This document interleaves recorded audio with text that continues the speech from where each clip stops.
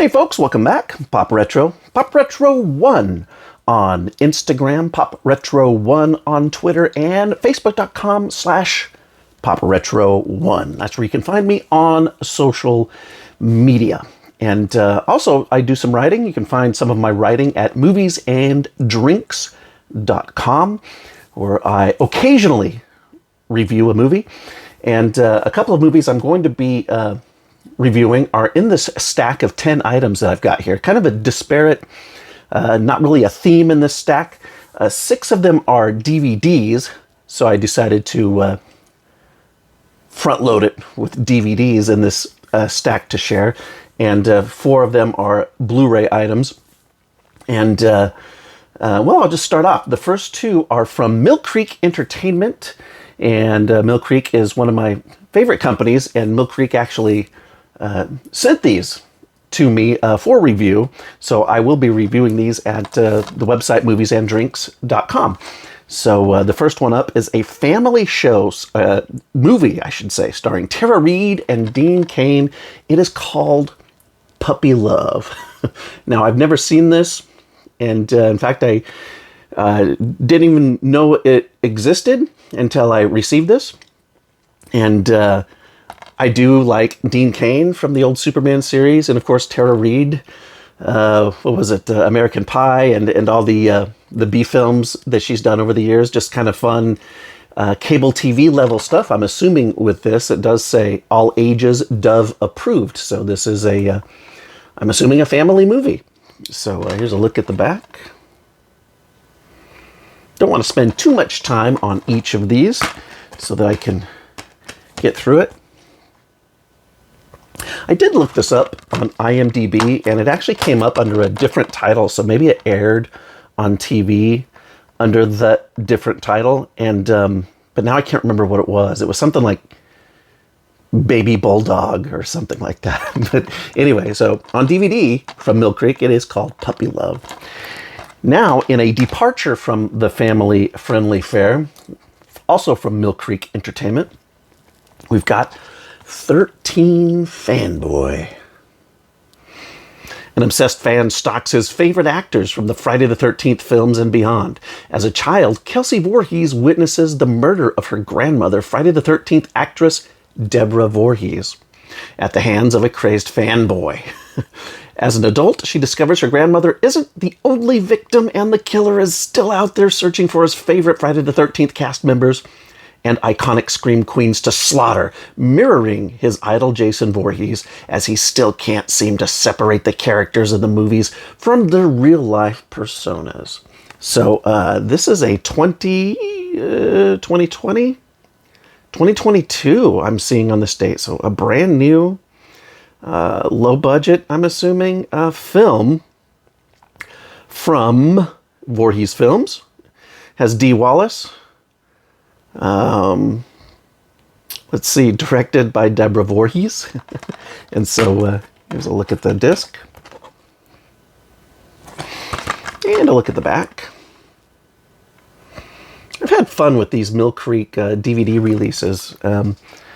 They do ship out a lot of them on home media for a lot of movies that I would have probably otherwise never heard of. I don't have cable. I've had cable for 20 years.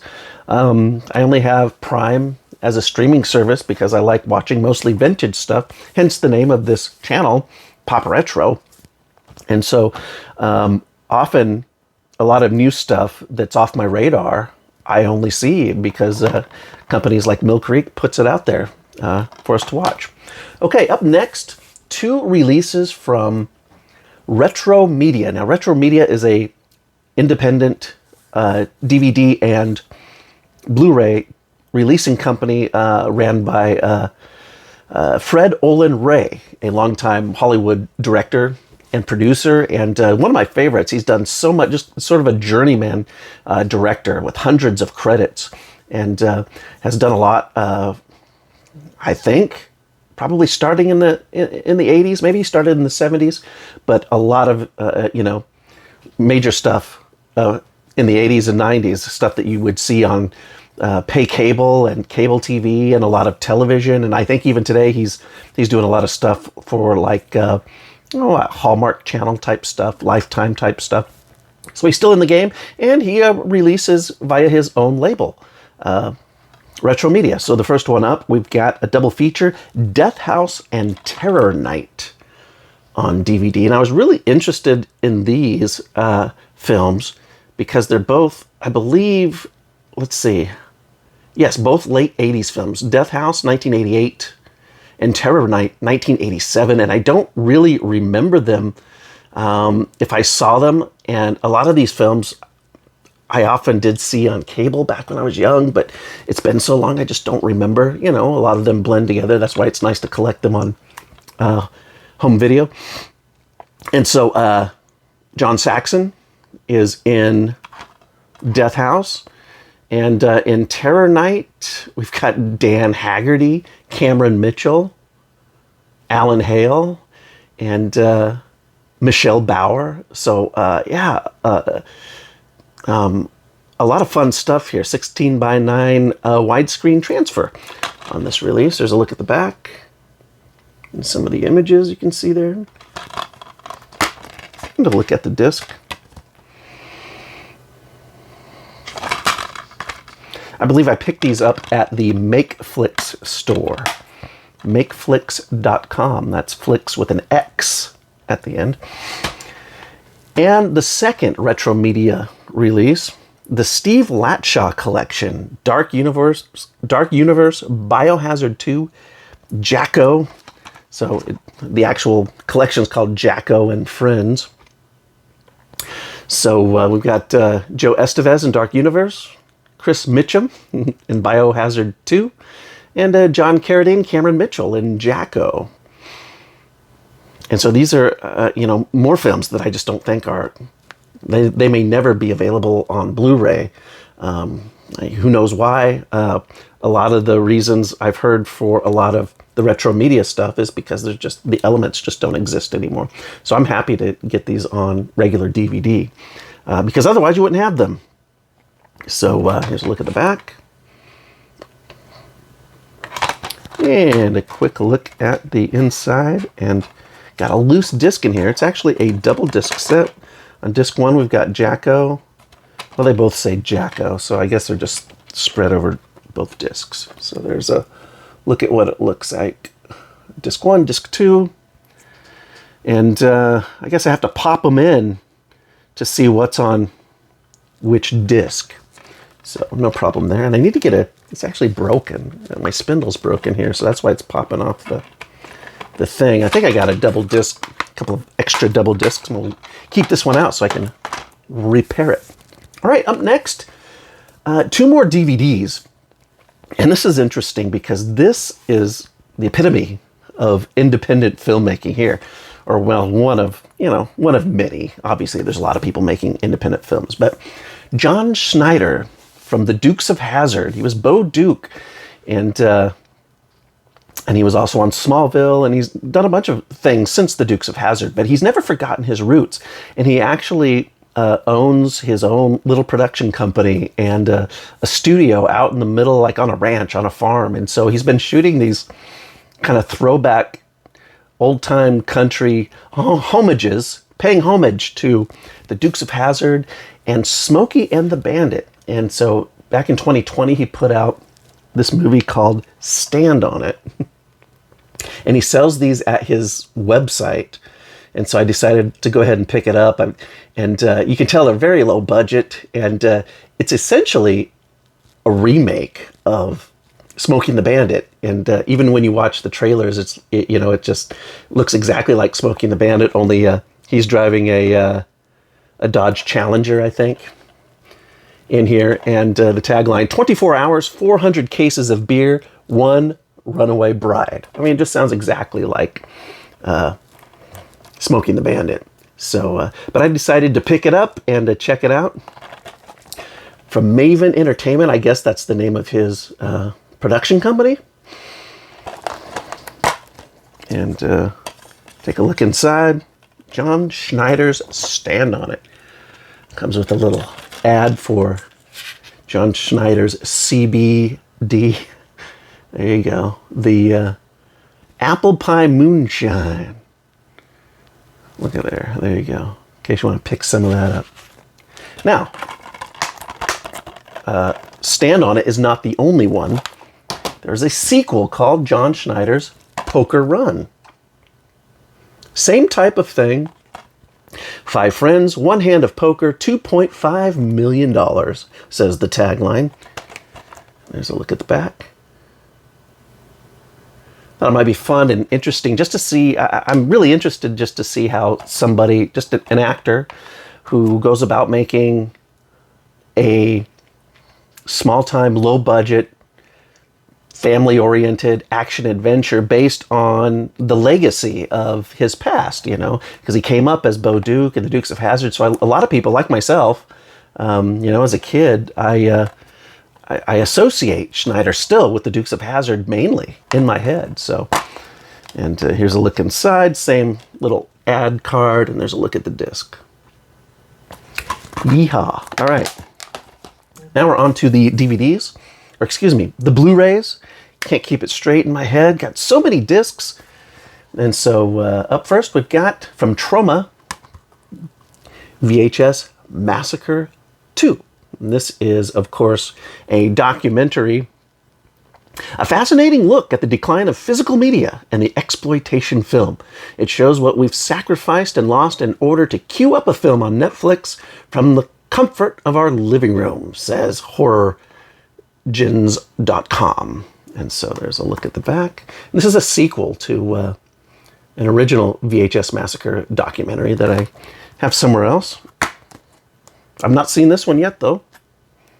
So I look forward to checking it out. They've been releasing so many of these types of documentaries over the last several years now. It's kind of been hard to keep up. But for me, some of the fun of watching these is actually seeing films that I didn't know it existed, that I haven't seen before. And so that's what I've been finding really fun about these in more modern days. So up next, from Vinegar Syndrome's OCN distribution arm, we have from Saturn's Core Audio and Video, Savage Harvest. Now, Saturn's Core releases essentially SOV shot on video films from the 80s and 90s, mostly the 90s lately. And so there's a look at the slipcover. It's got the nice cardboard slipcover that people who shop at Vinegar Syndrome have been used to for several years now. So let's take it out and check it out. This is from, let's see what year it is. Looks like mid-90s. I can't see a date. There's no date listed. Let's see if I can see the fine print. Looks like 1994. So the film looks like it's set in 1993. Came out in 1994. So horror film. There's a look at the back. And a look at the disc. And there is some reversible art. There's a quick look-see at it. This came by itself. Usually it comes with all my other Vinegar Syndrome orders, but for whatever reason, this one just came in a package all by its little lonesome. So this is Saturn's Core number 006. So their 6th release, or their 6th release with a slipcover. I don't know exactly, but there it is. Savage Harvest from 1994. The year I graduated high school. All right. Up next, to finish it off, I've got a couple of sort of TV-related animated sets, okay, on Blu-ray. And the first one is a kind of a surprising new release, and that is from Disney, the Chip and Dale Rescue Rangers. Now, this was probably one of the last cartoons that I kind of watched because I was just at that age. I believe it started in, 1989, I want to say. So I was 12 or 13 and kind of getting out of it, but these were on on TV. So, you can still flip through and check out the tunes. And so I thought, well, this is a complete series, a set. This will be fun to watch. And whenever the kids come over, it might be fun to have something like this to put on for them too. Here's a look at the back. How many discs?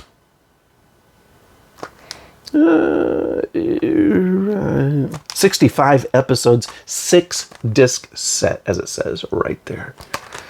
Taking a look inside, there is an ad for the movie club, and just blue discs. Try to do this without breaking anything. Just each disc with its own tray. There you have it. So, the now classic, can we call like 80s and in early 90s cartoons classics now? A lot of people do, don't they? So, TV classic right there. Chip 'n Dale Rescue Rangers. And of course, isn't that, what was it supposed to be? Like Indiana Jones and Magnum P.I., the way they were dressed. You may have seen that meme on the internet over the years. And finally, last but certainly not least, from Warner Brothers and their DC line, it is the Batman 80th Anniversary 18 film collection. Now what this, you see how thick that is, and what this one is a compilation of 18 of the animated films from Batman. And I was really into Batman the Animated Series. In fact, that was one of the cartoons that I watched as I got into high school. It was a little more serious, and I thought the drama and everything was done really well, and so that was sort of the only one that I continued to watch. Once about 1992, 93 hit, when I was probably a sophomore in high school. So, but this has the movies, and I haven't seen all these movies, but there are 18 of them. But like, for instance, I think like Mask of the Phantasm was maybe the first one or one of the earliest ones. And so I saw some of those early ones, and they were, sort of based off the animation and the style of the Batman the Animated Series. But a lot of the more modern ones I've not seen. And this kind of has a spread of modern ones and older ones, just kind of all mixed up. So I have read some folks online who say that you got to go online to find the proper order to watch them in. And also, for whatever reason, there are some that just weren't included in this 80th anniversary set. So there are probably some that I'm going to have to get on individual releases to fill it in. But I think this will be fun to go through these movies and watch ones I haven't seen in a long time and see ones I've never seen before. So, quick look at the innards. There's just two big plastic cases. The backs look like they have the same exact text on the back, although the image is different. Yeah, the text is the same. And I'll just open one of these so we can take a look at the discs. Oh, got another loose disc. Man. What is going on? Okay, there we go. So it looks like, boy, these aren't staying in there very good. Just silver discs. And, oh man, there they all go. Maybe I won't do this on camera. Here, I'll hold that one up so you can kind of see. It's just a silver disc there. Batman and Harley Quinn. Batman. Gotham by Gaslight. And so these are the silver ones. And for some reason, they are not staying in on the trays. They're not like snapping down. It doesn't look broken, just not really staying in. A quick look through all of them, and it looks like they're all silver, at least in this book. Let's check the other one. Oh, the other one with has looks like some different ones that are not silver. So Gotham Knight, as you can see there. It's a little booklet here, or a little, whatever that is. Not a full booklet, but it looks like a listing of the, get it on the camera there, of the films that are in the set. So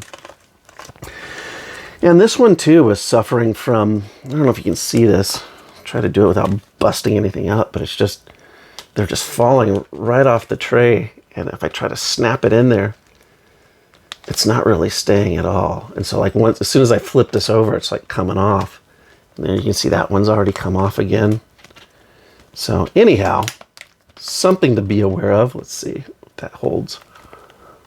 Okay, well that's holding now a little bit better. So I'm just gonna leave these out so I can go through them now that this video has come to an end, so I can check everything out and try to get them in there securely so that I don't have any back problems moving forward. So there you have it.